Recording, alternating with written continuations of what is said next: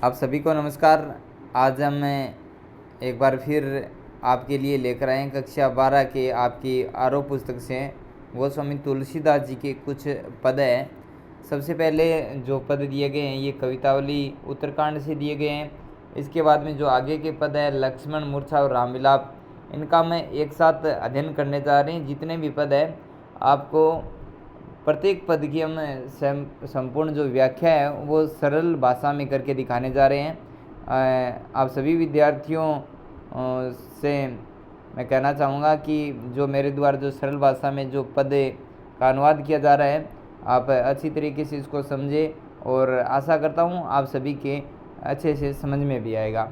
तो आइए हम सबसे पहले जो गोस्वामी तुलसीदास जी के जो पद है कवितावली से जो उत्तरकांड से लिए गए हैं, इसमें जो ये पद दिए गए हैं इनका मैं सरल भाषा में हिंदी अनुवाद करते हैं। जो पहला पद है किसी भी किसान कुल बनिक भिखारी बाटे चाकर चपल नट चोर चार चेटकी। इन दो लाइनों का हम पहले अध्ययन करते हैं। किसवी का अर्थ होता है जो काम धंधा करने वाले मजदूर लोग हैं उनके लिए कहा गया है। किसवी यानी मजदूर, किसान कुल यानी किसान का परिवार, बनिक होता है जो बनिया जो व्यापारी होता है, जो बनिया जो व्यापार करने का काम करता है, आप व्यापारी बोल सकते हैं, बनिया भी बोल सकते हैं। और भिखारी होता है, ये भाट का अर्थ होता है जो भाट लोग होते थे जो गाना बजाने का काम करते थे राजा महाराजाओं के, तो उन लोगों को भाट कहा गया है। आगे कहा गया है चाकर का अर्थ होता है नौकर, और चप्पल नट का अर्थ होता है तरह तरह के कर्तव्य दिखाने वाले व्यक्ति, और नट का चप्पल नट यानी तरह तरह के कर्तव्य दिखाने वाले व्यक्ति। चोर का मतलब आप समझते हैं, चोर। चार का मतलब होता है जो दूत, जो संदेशा देने वाला होता है ना, चार, उसको चार कहा गया है दूत को। और चेटकी का अर्थ होता है बाजीगर। अब इस लाइन को मैं वापस फिर से देखते हैं। किसबी यानी मजदूर, किसान का परिवार, बनिक यानी बनिया या व्यापारी बोल सकते हैं, भिखारी, बाट का अर्थ बाट या बाट का अर्थ आप समझते ही हैं, यानी जो भाट जो राजा महाराजाओं के काम करते हैं उनको भाट कहा गया। चाकर का नौकर, चपल नट तरह तरह के कर्तव्य दिखाने वाले, चोर चार का मतलब होता है दूत, और चेटकी का अर्थ होता है बाजीगर। इन लोगों के बारे में गोस्वामी तुलसीदास जी क्या कहते हैं कि ये लोग क्या करते हैं, पेट को अर्थ है पेट को पालने के लिए, पेट को अर्थ पेट के लिए, पढ़त का अर्थ है पालने के लिए, गुण गढ़त यानी तरह तरह के कर्तव्य करना, कार्य करना, और चढ़त का अर्थ है चढ़ जाना, गिरी का अर्थ है पर्वत। अब देखते हैं इस लाइन को। पेट को पढ़त यानी पेट को पालने के लिए, गुण गढ़त तरह तरह के प्रयत्न करना, और चढ़त गिरी का अर्थ है यहाँ तक कि गिरी यानी पर्वत पर भी ये लोग चढ़ जाते हैं। यानी अपने पेट को पालने के लिए, अपनी पेट की जो भूख है उसको मिटाने के लिए ये लोग यहाँ तक कि पर्वत पर भी, जो गिरी पर्वत होता है उस पर भी चढ़ जाते हैं। अटत गहन गन, अटत यानी घूमते रहते हैं, गहन गन का मतलब होता है घने जंगलों में, अटत यानी घूमते रहते हैं, घने जंगलों में अहन करते रहते हैं, अखेट की शिकार, और घने जंगलों के अंदर ये लोग घूमते रहते हैं, और अखेट की का अर्थ होता है शिकार, और शिकार करते रहते हैं। ऊंचे नीचे कर्म धर्म अधर्म करी, और सीधी सी लाइन है, सिंपल लाइन है, कोई विशेष बात नहीं है इसमें। यानी ये लोग है ऐसे लोग जो गोस्वामी तुलसीदास जी ने बताए हैं इन लोगों के बारे में कि ये लोग ऊंचे नीचे कर्म भी करते हैं, धर्म और अधर्म भी करते रहते हैं। पेट ही को पचत है यानी पेट को ही पालने के लिए, पचत यानी पेट को ही पालने के लिए, या फिर आप ऐसा लिख सकते हैं पेट की भूख को मिटाने के लिए, बेचत बेटा बेटकी। यहाँ तक कि अपनी पेट की भूख को मिटाने के लिए अपने बेचत यानी बेच देते हैं, बेटा बेटकी यानी बेटा और बेटी को। यानी यहाँ तक कि ये लोग अपने पेट की भूख को मिटाने के लिए अपने बेटा बेटी तक को भी बेच देते हैं। तुलसीदास जी फिर कहते हैं बुझाई का अर्थ है बुझा सकते हैं। एक राम घनश्याम का अर्थ होता है बादल ही तो, यानी तुलसीदास जी कहते हैं कि जो पेट की आग है वो घनश्याम यानी बादल रूपी जो भगवान राम है भगवान राम है, जो बादल रूपी भगवान राम है, श्री राम के लिए कहा गया है भगवान राम है, जो बादल रूपी घनश्याम है वो ही पेट की आग को बुझा सकते हैं। आगी बड़वागिते बढ़िए, यानी आगी बड़वागिते यानी आग, बड़वागिते का अर्थ होता है समुद्र की आगे, आगे आगे यानी आग बड़वागिते बढ़िए, यानी जो पेट की आग है वो एक समुद्र की आग से भी बड़ी आग है। आगी पेट की यानी जो पेट की आग होती है वो एक समुद्र की आग से भी बड़ी आग होती है। आगे की जो लाइन है उसमें है खेती न किसान को, भिखारी को न भीख बली। आगे कहा गया है कि देखो कितना बुरा समय आ गया है कि आज के समय किसान यानी पुराने समय की बात की गई है कि खेती न किसान को, यानी जो खेती के अंदर काम करना चाहता है, किसान है वो खेती के अंदर काम करना चाहता है लेकिन उसको खेती नहीं मिल रही। भिखारी है वो भीख मांगना चाहता है लेकिन उसको भीख भी नहीं मिल रही। बलि का अर्थ होता है बुरा समय, कि देखो कितना बुरा समय आ गया है, किसान को खेती नहीं मिल रही करने को, और जो भिखारी है भीख मांगना चाहता है उसको भीख नहीं मिलती है। बनिक को, बनिक का अर्थ होता है व्यापारी, और बनिक का अर्थ होता है व्यापार, यानी जो व्यापारी लोग हैं वो व्यापार करना चाहते हैं लेकिन उनको व्यापार नहीं मिल रहा है। न चाकर को चाकरी, यानी जो चाकर का अर्थ होता है नौकर, और चाकरी का अर्थ होता है नौकरी, यानी जो नौकर लोग हैं नौकरी करना चाहते हैं लेकिन देखो कितना बुरा समय आ गया है, नौकरी करने वाले को भी नौकरी नहीं मिल रही है। जीविका विहीन लोग सिंध मान सोच बच्चे, सिंध मान का अर्थ होता है चिंता, जीविका विहीन यानी बिना काम धंधे के लोग सिंध मान यानी चिंता, सोच बस चिंता में पड़े रहते हैं और सोचते रहते हैं। कहे एक एकन सो, एक दूसरे से कहते रहते हैं कहाँ जाए का करी, कहाँ जाए और क्या करे, यानी किसी को रोज़गार नहीं मिल रहा है तो फिर कहाँ जाए और क्या करे, फिर एक दूसरे को ऐसे कहते रहते हैं, बस चिंता में लोग रहते हैं। वेदों पुराण कई, वेदों और पुराणों में कहा गया, वेदों का अर्थ होता है वेद और पुराण का अर्थ है पुराण, कहीं कहा गया है। लोकों, लोकों का अर्थ होता है संसार में, विलोकित है देखा गया है। वेदों में और पुराणों में कहा गया है, लोकों विलोकित है संसार में देखा गया है। सांकरे का अर्थ होता है संकट के समय, संकट के समय सब पे यानी सभी पर, सांकरे संकट के समय सब पे, ये सभी पर राम रावरे आपने कृपा करी, यानी ये भगवान श्री राम जी जब संकट का समय आता है, जब दुख का समय आता है, संकट का समय आता है तो आप सभी पर कृपा करते हैं। दारिद दशानन दबाई, दारिद का अर्थ होता है गरीबी, दशानन का मतलब होता है रावण, गरीबी रूपी रावण ने दबा रखा है दुनिया को। दीनबंधु भगवान श्री राम के लिए कहा गया है, हे भगवान श्री राम जी दारिद्र दशा ने, गरीबी रूपी रावण ने दबा रखा है यानी दुनिया को। हे मेरे दीनबंधु, गरीबी जो गरीबी है, गरीबी रूपी रावण है, उसने पूरी दुनिया को दबा के रखा हुआ है।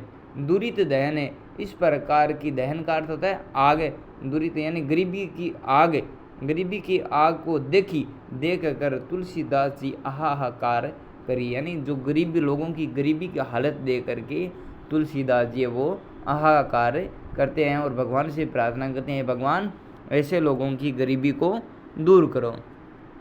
अंतिम जो लाइन है उनमें कहा गया है, धूत कहो अवधूत कहो। धूत का अर्थ होता है मूर्ख, अवधूत का अर्थ होता है सन्यासी। आगे तुलसीदास जी कहते हैं, चाहे मुझे आप लोग मूर्ख कह सकते हो, अवधूत कह सकते हो, यानी सन्यासी भी कह सकते हो, राजपूतों का अर्थ होता है क्षत्रिय, चाहे मुझे राजपूत कह सकते हो, यानी क्षत्रिय भी कह सकते हो। जोला कहो, चाहे मुझे जोला भी कह दो, मुझे कोई फर्क नहीं पड़ने वाला। आगे तुलसीदास जी कहते हैं, चाहे मुझे आप कुछ भी कह सकते हैं, इससे मुझे कोई फर्क नहीं पड़ने वाला है।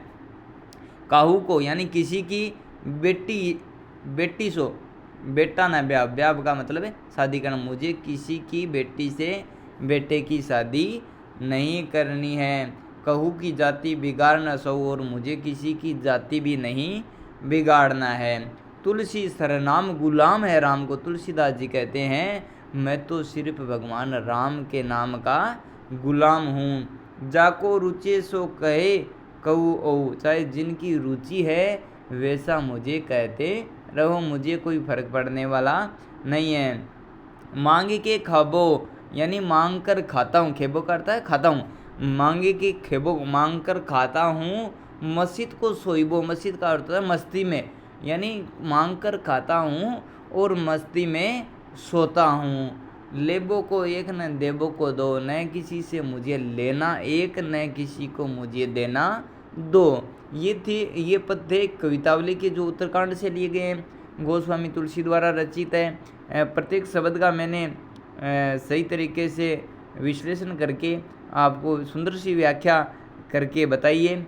आगे की जो व्याख्या दूसरी जो व्याख्या है वह लक्ष्मण मूर्छा और राम विलाप, इसका भी हम अध्ययन कर रहे हैं। आप सभी को बहुत ध्यान से देखना है, एक एक शब्द का हम अर्थ करके बताएंगे आपको बहुत ही सरल भाषा में। यदि आप सभी के समझ में आए तो आप कमेंट करके अवश्य बताना कि जो हमारे द्वारा जो व्याख्या की गई है वो आपको कैसी लगी। आइए हम आगे की शुरुआत करते हैं। पहले पढ़ते हैं जो पद है इनको पढ़ते हैं ताकि हमारे थोड़ा पढ़ने के बाद में अच्छी तरीके से समझ में आ जाए। तब प्रताप उर राखी प्रभु जेहू नाथ तुरंते, अस कही आयसु पाई पद बंदी चलेऊ हनुमंते। भरत बाहुबल शील गुण प्रभु पद प्रीति अपार, मन मऊ जात सरात पुण्य पुण्य पवने कुमार। ये जो शब्द है ये शब्द उस समय के हैं जब लक्ष्मण जी को शक्ति लग जाती है और भगवान श्री राम है वो हनुमान जी को संजीवनी बूंटी लाने के लिए भेजते हैं।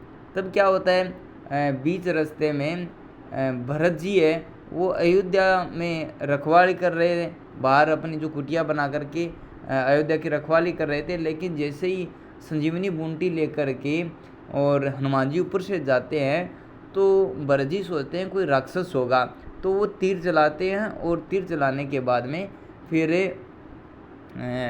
वो हनुमान जी नीचे गिर जाते हैं। तो नीचे गिरने के बाद में जब वो राम नाम लड़ते हैं तब उनको ऐसा लगता है कि ये तो प्रभु श्री राम का ही भगत है। उसके बाद में उन दोनों की जो बातचीत होती है भरत जी और हनुमान जी की, उनसे संबंधित यहाँ पे जो पद है दिए गए हैं। तो तब प्रताप उर राखी, यानी तुम्हारे प्रताप, यश प्रताप का अर्थ होता है यश और तेज भी बोल सकते हैं। तब का अर्थ तुम्हारा प्रताप यानी यश उर राखी, यानी अब वो हनुमान जी वहाँ से रवाना हो रहे हैं ब्रज जी के पास से। तब वो कह रहे हैं कि तुम्हारा प्रताप तुम्हारा यश है, उर का अर्थ होता है हृदय में, राखी का अर्थ होता है रख कर। तुम्हारा जो यश है प्रताप है जो तेज है उसको मैं हृदय में रखकर प्रभु जय हूँ, प्रभु जाता हूँ नाथ तुरंत भगवान श्री राम के पास में। यानी तुम्हारे जो तेज है प्रभु प्रभु तुम्हारा जो तेज है जो ये तुम्हारा जो प्रताप है उसको मैं हृदय में रख करके अभी तुरंत जाता हूँ। अस कही ऐसा कह करके, आयुषु का अर्थ होता है आज्ञा पाई माना पा करके, ऐसा कह करके आज्ञा पा करके। पद का अर्थ होता है चरण और बंदी का अर्थ है वंदना करना। ऐसा कह करके चरणों की वंदना करके चले हनुमान जी चले जाते हैं।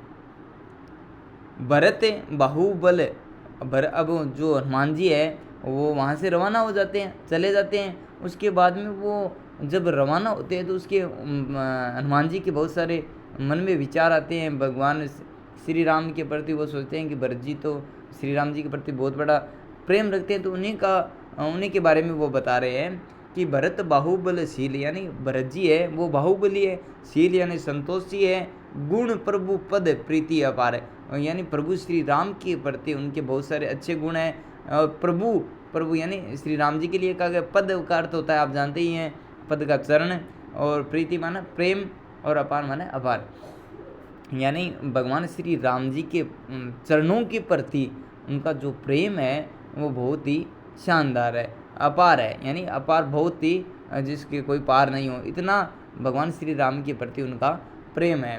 मन माऊं जात सरा, अपने मन ही मन ही के अंदर वो उड़ते उड़ते सराहत यानी सराहना करते हुए सराहना करते हुए, मन माऊं जात यानी मन के अंदर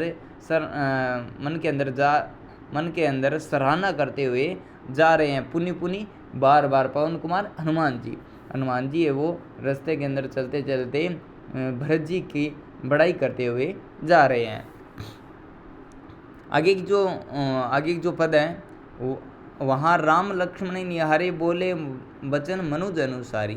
अब जो आगे का प्रिय विद्यार्थी, जो आगे का दृश्य है इन लाइनों में, उनमें आपको एक बार पढ़ लेते हैं ताकि आपको अच्छे से समझ में आए। तो वहाँ राम लक्ष्मण निहारे बोले वचन मनुज अनुसारी, अर्धरात्रि गई कपि नहीं आऊ, राम उठाई अनुजूर लायऊ, सकम न दुखित देखी मोहि काऊ, बंधु सदा तो मृदुल स्वभाव, मम हित लागी तजेऊ पितु माता, सहे विपिन हिम आतप बाता। यानी जो आगे का जो दृश्य है वहाँ राम लक्ष्मण यानी उस समय का दृश्य है जहाँ पे लक्ष्मण जी को भगवान श्री राम गोद में लेकर बैठे हुए हैं। नीचे चित्र भी दिखाया गया है, इस चित्र को भी आप देख सकते हैं। यहाँ पे भगवान श्री राम लक्ष्मण जी को निहार रहे हैं, देख रहे हैं, और किसका इंतज़ार हो रहा है वो आप जानते ही हैं। हनुमान जी वहाँ से रवाना भी हो चुके हैं, तो भगवान श्री राम है वहाँ बैठे बैठे हनुमान जी का इंतज़ार कर रहे हैं और अपने छोटे भाई लक्ष्मण को निहार रहे हैं। उसी से संबंधित वो उनके कुछ मन के अंदर कुछ भाव उत्पन्न हो रहे हैं। वो कह रहे हैं कि क्या कह रहे हैं, वहाँ राम लक्ष्मण ने निहारी, यानी भगवान श्री राम व लक्ष्मण को निहार रहे हैं, और बोले वचन मनुज अनुसारी, और वचन बोल रहे हैं। मनुज का अर्थ होता है मनुष्य, अनुसारी अनुसार, यानी भगवान श्री राम है वो अभी मनुष्य के रूप में है, और अब मनुष्य के रूप में है तो मनुष्य के रूप में वचन बोलेंगे। तो अब वो वचन बोल रहे हैं, वो मनुष्य के रूप में वचन बोल रहे हैं। अर्धरात्रि गए कपि नहीं आऊ, कपि का अर्थ होता है बंदर कौन है, हनुमान जी। अर्धरात्रि आधी रात गई कपि नहीं आई, यानी इंतजार हो रहा है हनुमान जी का, आधी रात चली गई लेकिन अभी तक हनुमान नहीं आए। राम उठा लेते हैं, अनुज छोटे भाई को उड़ लाए और हृदय से लगा लेते हैं। उड़ का अर्थ होता है हृदय, यानी हृदय से लगा लेते हैं। आगे कह रहे हैं सकुन दुखित सकता हूँ, न मन नहीं दुखित मन दुखी, देखी मोहे का हूँ, यानी उनके लक्ष्मण जी के प्रति वो भाव प्रकट कर रहे हैं कि छोटे भाई तुम मुझे कभी दुखी नहीं देख सकते, बंधु भाई सदा हमेशा तो तुम्हारा मृदुल मीठा स्वभाव है भाई, छोटे भाई तुम्हारा मेरे प्रति हमेशा अच्छा स्वभाव रहा है और तुम मुझे कभी दुखी नहीं देख सकते।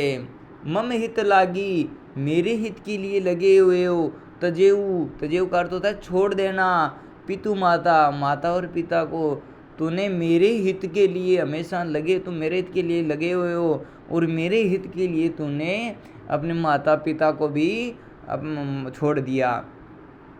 सहेहू सहन कर रहे हो। विपिन का अर्थ होता है जंगल, विपिन का अर्थ है जंगल। हिम का अर्थ होता है बर्फ है।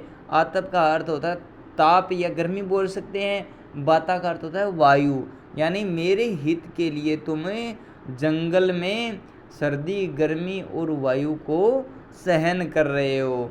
तब सहेहू सहन कर रहे हो। विपिन जंगल, हिम माने बर्फ है, और आतप माने ताप है, और बाता माने वायु, यानी मेरे लिए तुम सहन कर रहे हो। जंगल के अंदर सर्दी गर्मी वायु, जिस प्रकार की वायु है वो आप सहन कर रहे हो, और मेरे लिए तुमने माता पिता को भी छोड़ दिया। अब जो आगे की लाइन है उसमें और भगवान श्री राम है वो दुखी होकर कह रहे हैं सो अनुराग कहाँ अब भाई, यानी जो वो आपका जो प्रेम था वो कहाँ चला गया। उठो उन्हें, सो अनुराग करता था प्रेम, सो अनुराग कहाँ अब भाई, यानी जो तुम्हारा प्रेम था अब वो कहाँ गया। उठो न सुनी, उठ कर क्यों नहीं सुन रहे हो। मम मेरे बच माने वचनों को, बिकलाई माने व्याकुल, यानी तुम उठ कर के मेरे में व्याकुल हो रहा हूँ, तुम कुछ बोलो, इसलिए मेरे व्याकुल वचनों के भाई तुम्हें क्यों नहीं सुन रहे हो। जो जनते बन बंद बिछऊ, जो यदि जनते जानता बन यानी जंगल, बंधु माने भाई, बिछो माने बिछड़ जाना। यदि मैं जानता कि जंगल के अंदर भाई का बिछड़न हो जाएगा, पितु वचन पिता के वचनों को मनते हु मानता, नहीं माने नहीं, और माने कभी, यानी यदि मैं जानता कि जंगल के अंदर भाई का बिछड़न हो जाएगा तो मैं पिता के वचनों को मानता नहीं। अस विचार ऐसा विचार जिए हर जिए माने ऐसा विचार करके जिए जागो दादा, ऐसा विचार करके तुम्हें जाग जाओ मेरे। ताता का अर्थ होता है छोटे भाई के लिए ताता कहा गया है कि ऐसा विचार करके तुम्हें जागे जाओ भाई। मिले न जगत सहोदर भ्राता, तुम जैसा सहोदर यानी सगा, भ्राता का अर्थ होता है भाई, तुम जैसा सगा भाई कभी नहीं मिल सकता। अब आगे भगवान श्री राम बहुत दुखी हो जाते हैं, अब कहते हैं जथा पंख बिनु खगति देना। जथा यानी जिस प्रकार, पंख बिना यानी पंखों के बिना, खग का अर्थ होता है पक्षी, अति माने अत्यधिक, दीना माने गरीब। जिस प्रकार कोई पक्षी होता है उसके यदि पंख नहीं हो तो उसकी हालत दयनीय हो जाती है, ठीक वैसी भी मेरी हालत है मेरे छोटे भाई। जिस प्रकार खग का अर्थ होता है पक्षी, जिस प्रकार पक्षी के पंख नहीं हो तो उसकी हालत कैसी दयनीय हालत हो जाती है। दीन यानी दीना, गरीब भी बोल सकते हैं, गरीब हालत में हो जाता है वह पक्षी। और मणि बिनु बिना, फनी यानी सर्प के लिए कहा गया है फनी। मणि जिस प्रकार जो सर्प होता है उसके पास मणि नहीं हो तो उसकी हालत फिर दयनीय हो जाती है, यानी बहुत कम सर्पों के पास मणि होती है और जब उनकी मणि छीन ली जाती है तो उनकी हालत बहुत बुरी तरीके से हो जाती है। ठीक उसी प्रकार मेरे छोटे भाई मेरी हालत हो गई है। प्रभु श्री राम अपने छोटे भाई को मनी मन वो बतला रहे हैं, लेकिन लक्ष्मण जी वो मूर्छित होकर पड़े हैं और अपनी स्थिति बता रहे हैं। मणि बिनु फणी यानी मणि के बिना सर्प की हालत हो। करीबर का अर्थ होता है हाथी, कर माने वैसे हाथ होता है लेकिन यहाँ शब्द आएगा सूंड के लिए, यानी हाथी आया तो हाथी क्या होती है, सूंड होती है, हिना। और जिस प्रकार हाथी होता है उसके यदि सूंड नहीं हो तो फिर उसकी हालतें कैसी हो जाएगी। ठीक मेरे भाई उसी प्रकार मेरी हालतें हो गई है। अस मम जीवन बंधु बिन तोई, ऐसा ही मम मेरा जीवन बंधु भाई, बिन तोई तेरे बिना मेरा जीवन ऐसा ही हो गया है। जो जड़ देव जीवाओ मई, इस प्रकार जड़ का मतलब होता है कठोर, देव का अर्थ होता है कठोर भाग्य, जो जड़ माने कठोर, देव माने होता है भाग्य, जीवाओ मई, इस प्रकार मेरे कठोर मेरा भाग्य है उसको तुम्हें जियाओ, मुझे वापिस जीवित करो। मैं किस प्रकार से एक दर्द को मैं सहन कर रहा हूँ, छोटे भाई तुम जा जाओ और मुझे तुम जिवा जाओ। जेऊँ अवध कवन मुँह लाई, जेऊँ का मतलब होता है जाऊँगा, अवध माना अयोध्या, कवन मुँह लाई क्या मुँह लेकर के, नारी हेतु प्रिय भाई गंवाई, लोग कहेंगे कि अपनी नारी के लिए अपने प्रिय भाई को गंवा दिया, तो मैं अब अयोध्या में भी क्या मुँह लेकर जाऊँगा। बरु अपजुस, बरु का अर्थ होता भले ही, अपजस यानी अपयस, और सहते हुए जग माई, चाहे जग का अर्थ होता है संसार माई के अंदर, चाहे मुझे संसार के अंदर अपजस सहन करना पड़े, नारी हानि विशेष क्षति, नारी हानि जो मेरी नारी की हानि हुई है वो कोई विशेष क्षति नहीं है। अब अपलोक शोकु सुत तोरा, अब जो संसार अपलोक हो तो संसार, अब संसार में शोकु का अर्थ होता है दुख, सुत का अर्थ होता है बेटा, लेकिन यहाँ लक्ष्मण जी के लिए कहा है, तोरा का अर्थ है तुम्हारा, लेकिन अभी जो संसार के अंदर है भाई केवल तुम्हारा दुख है। सही निठुर कठोर उर मोरा, और सही वो सहन कर रहा है, निठुर मान निठुर, कठोर का कठोर, उर का अर्थ होता है हृदय, और मोरा का अर्थ है मेरा, लेकिन मेरा कठोर हृदय उसको अबे सहन कर रहा है। निज जननी के एक कुमारा, यानी तुम अपनी माता के एक कुमार हो, निज जननी के एक कुमारा, तात तासु तुम प्राण आधारा। तात छोटे भाई, तुम उनके प्राणों के आधार हो। सौंपे ही मोह तुम्हें गई पानी, सौंपे सी का अर्थ सौंप दिया था। मोही माने मुझे, तुम्हें गई माने पकड़ करके, और पानी का अर्थ होता है हाथ। तो तुम्हें मुझे तुम्हारा हाथ पकड़ करके मुझे सौंप दिया गया था। सब प्रकार की विधियों से सुख के लिए परम हित जानी, यानी सब प्रकार से मैं सुखी रहूं, मेरे हित के लिए तुम्हें सौंप दिया गया था, मुझे सौंप दिया गया था। उत्तर काहे देऊं तो तई जाई, अब मैं जाकर के क्या उत्तर दूंगा। उठी किन मोहि सिखाओ भाई, उठो और मुझे कुछ सिखाओ, कुछ मुझे बताओ भाई।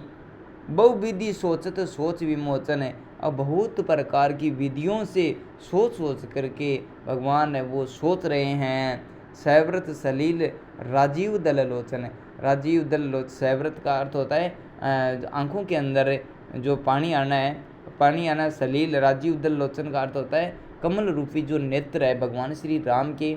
लोचन का अर्थ होता है नेत्र, और राजीव दल लोचन का अर्थ है कमल रूपी नेत्र, यानी भगवान श्री सैव्रत यानी पानी गिरना, भगवान श्री राम के जो कमल रूपी नेत्र हैं उनसे, आँखों जो कमल रूपी नेत्र है उनसे अब पानी गिरना शुरू हो गया है। उमा एक अखंड रघुराई, यानी अब उमा शब्द जो आया है, उमा का अर्थ होता है पार्वती के लिए। यानी जो ये पद लिखे गए तुलसीदास जी कह रहे हैं ये बात है जो अभी जो भगवान श्री राम से संबंधित जो बात बताई गई है, ये संपूर्ण जो बात है वो पार्वती को सुना रहे हैं। कौन? भगवान शिव। तो उमा शब्द है वो पार्वती के लिए है, और पार्वती को कह रहे हैं कि उमा एक अखंड रघुराई, यानी भगवान श्री राम है वो तो अखंड है, उनका क्या है वो तो ऐसे ही मनुष्य के रूप में इस प्रकार से कुछ मनुष्य के रूप में कुछ इस प्रकार से कर रहे हैं। नर गति यानी मनुष्य की गति में भगत कृपा दिखाई, भक्तों पर कृपा दिखा रहे हैं, यानी भगवान श्री राम मनुष्य के रूप में है। पार्वती भगवान श्री राम मनुष्य के रूप में आकर के इस प्रकार अपने भक्तों पर कृपा दिखा रहे हैं। आगे के जो 16वां छंद है उसमें दिया गया है, प्रभु प्रलाप सुनी कान बिकल भये बानर निकरे, आई गए हनुमान जिमी करुणा में वीर रस। प्रभु प्रलाप यानी जो आगे का दृश्य है ये उस समय का जब हनुमान जी आ जाते हैं तो भगवान श्री राम दुखी हो जाते हैं, और दुखी होने के बाद में तभी हनुमान जी का प्रवेश होता है, उसी समय का वर्णन है। प्रभु प्रलाप सुनी, भगवान श्री राम के प्रलाप को सुनकर कान विकल भई, कान वो व्याकुल हो गए, बानर कान विकल भय बानर निकर, विकल यानी व्याकुल होना, भय माने हो गए, बानर माने बंदरों के लिए, निकर का अर्थ होता है समूह, यानी प्रभु श्री राम के इस प्रकार के प्रलाप को सुनकर जो बानरों के जो समूह था वो एकदम व्याकुल हो गया। आए गए हनुमान, उसी समय हनुमान जी आ जाते हैं। जिमी करुणा में वीर रस, जिस प्रकार करुणा में वीर रस आ जाता है, यानी सभी बंदर थे वो दुखी थे, भगवान श्री राम रो रहे थे, उसी समय जब हनुमान जी आते हैं तो करुणा के अंदर वीर रस आ जाता है। आगे हर श्री राम बटे हुए हनुमाना, भगवान श्री राम जी है खुश होकर के, खुश होकर के राम बैठे राम से हनुमान जी से राम मिलते हैं, यानी भगवान श्री राम खुश होकर के बैठे हुए हनुमान जी से भेंट करते हैं, यानी मिलते हैं। अति कृतज्ञ प्रभु परम सुजाना, और अत्यधिक कृतज्ञ मानते हैं भगवान श्री राम में, किसका कृतज्ञ मानते हैं? हनुमान जी को धन्यवाद देते हैं, अत्यधिक कृतज्ञ मानते। तुरंत वेद सब किन्हीं उपाय, तभी वहाँ पे तुरंत वेद तब किन्हीं उपाय, वहाँ के वेद होता है वो वेद जो भी हनुमान जी जो संजीवनी बूटी लेकर आते हैं उसमें से उस फल जो भी तोड़ कर लाते हैं वो उपाय करते हैं। तुरंत वेद तब किन्हीं उपाय, वो वेद के द्वारा वहाँ पे उपाय किया जाता है। उठी बैठे लक्ष्मण हरसाई, और जब इलाज कर दिया जाता है कोई उपाय जो संजीवनी बूटी है पिलाई जाती है तो उठ बैठते हैं कौन? लक्ष्मण जी। हर्षाई और खुश होकर के लक्ष्मण जी उठ बैठते हैं। हृदय लाई प्रभु बैठे हूँ भ्राता, हृदय लगा करके प्रभु श्री राम अपने छोटे भाई से भेंट करते हैं। हृदय लगा करके अपने छोटे भाई से भेंट करते हैं भ्राता यानी भाई से। और हर्ष से सकल, और हर्ष यानी खुश हो जाते हैं। सकल मान सभी, भालू, भालू मान भालू, कपि अर्थात बंदर, और भ्राता यानी जितना भी जो बंदरों का जो समूह है वो पूरा का पूरा खुश हो जाता है। कपि पुनि वेद तहाँ पहुँचा, कपि यानी हनुमान जी है, जहाँ से वेद को लेकर के आते हैं वहाँ पहुँचा देते हैं। जो ही विधि तभी ही लाई लावा, जिस विधि से लेकर के आए थे उसी विधि से हनुमान जी है वो किसको पहुँचा देते हैं, जो वेद थे उनको, वेद्य थे उनको पहुँचा देते हैं। ये वृत्तांत दशानन सुनो, जब ये वृत्तांत दशानन यानी रावण ने सुना, अति विषाद, बहुत दुखी, पुनि पुनि सिर अपने, अति विषाद, विषाद करता होता है सॉरी क्रोधित, अत्यधिक क्रोधित होकर के बार बार अपने सिर को घुमाता है। यानी रावण को जब ये पता चलता है कि लक्ष्मण जीवित हो गया और इस प्रकार वैद्य को ले जाया गया, वैद्य ने जीवित कर दिया, तो वो बहुत नाराज हो जाते हैं। व्याकुल कुंभकर्ण पई आवा, और व्याकुल होकर के अपने जो एक छोटा भाई और था कुंभकर्ण नाम, उसके पास आते हैं। पही पास आया मन आवा मन आया, व्याकुल होकर के कुंभकर्ण के पास आता है। विविध जतन करी ताही जगह, और विविध प्रकार के यत्न प्रयास करके उसको जगाया जाता है। जागा निशिचर, देखिए कैसा, जब निशिचर जो राक्षस है कुंभकर्ण जागा, तुलसीदास जी ने लिखा है जागा निशिचर, यानी जागा निशिचर कौन, कुंभकर्ण जागा, निशिचर कुंभकर्ण के लिए गया, निशिचर का वैसे अर्थ होता है राक्षस, जो राक्षस है वो जागा कौन, कुंभकर्ण। देखिए देख कैसा, यानी उसका जो रूप था बहुत भयंकर रूप था। मानव काल दे धरी वैसा, यानी मानव काल यानी मानव के लिए काल के रूप में दे, यानी शरीर धरी माने धारण कर रखा है वैसा, जिस प्रकार मानव को समस्त मानव जाति का नाश करने वाला हो ऐसा उसने रूप धर लिया। कुंभकर्ण पूजा कहूँ भाई, कुंभकर्ण है वो पूछते हैं बोलो क्या बात है भाई, काहे तुम तब तुम मुख रहे सुखाई, तुम अपने मुंह को क्यों सुखा रहे हो। कथा कही सब तई अभिमानी, जिस प्रकार से कथा जो वर्णन है, यानी किस प्रकार जिस प्रकार युद्ध हो रहा है, किस प्रकार उसने सीता को हरा है, पूरी पूरी जो कथा है उसका वर्णन सुनाया। कथा कही सब तई अभिमानी, उस अभिमानी ने पूरी पूरी रावण ने जो कथा थी जो बात थी वो पूरी बता दी। जय प्रकार सीता हरि ने, जिस प्रकार सीता हर करके लाया था। तात कपिन सब निशिचर मारे, तात यानी छोटे भाई को कहा गया कि हे तात, कपिन, कपिन यानी बंदरों के द्वारा सब निशिचर सब राक्षस से मार दिए गए हैं। हे तात छोटे भाई, जो बंदरों के द्वारा है वो सभी राक्षसों को मार दिया गया। महायोद्धा हमारे बड़े बड़े जो योद्धा थे उनको मार दिया गया है। दुर्मुख, दो मुख वाले, दुर्मुख का अर्थ है दो मुख वाले, कपिन दुर्मुख दुर्मुख, सुर रिपु, सुर रिपु यानी जो देवता, सुर का अर्थ है देवता, रिपु का अर्थ होता है दुश्मन या शत्रु, यानी दो मुख वाले और देवताओं के शत्रुओं। मनुज आहारी, मनुज का अर्थ मनुष्य, मनुष्यों को खाने वाले। भट्ट, अतिकाय, अंकम्पन भारी, ये सभी राक्षसों के नाम है। भट्ट, अतिकाय, अंकम्पन भारी, इन सभी को बंदरों के द्वारा या फिर श्री राम की जो सेना थी उनके द्वारा इतने बड़े बड़े राक्षसों का अंत कर दिया गया है। अपर महोदर आदि कबीरा, ये भी राक्षसों के नाम है। ये सभी भी वीर गति को प्राप्त हो गए हैं। परे समर माही सब रणधीरा, रणधीरा करते जो युद्ध चल रहा था ना उसकी बात की गई है। समर यानी समाप्त हो गए हैं, यानी ये सभी जो राक्षस लोग हैं जो बड़े बड़े योद्धा थे ये इन सभी इनका समापन हो चुका है। ये बातें कही गई है किसके द्वारा, रावण के द्वारा। किसको बता रहे हैं, कुंभकर्ण को। अब जो अंतिम लाइन है प्रिय विद्यार्थियों, ये अंतिम लाइन है, दोहा है, दोहा का प्रयोग किया गया है।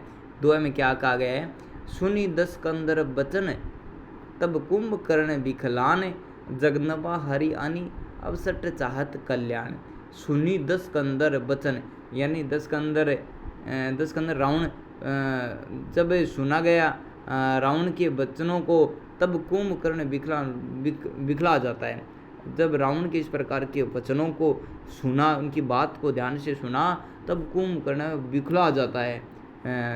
और जगदम्बा हरि आनी, अरे जगदम्बा को हर लाया, हरि यानी लेकर आया, जगदम्बा को हर लाया।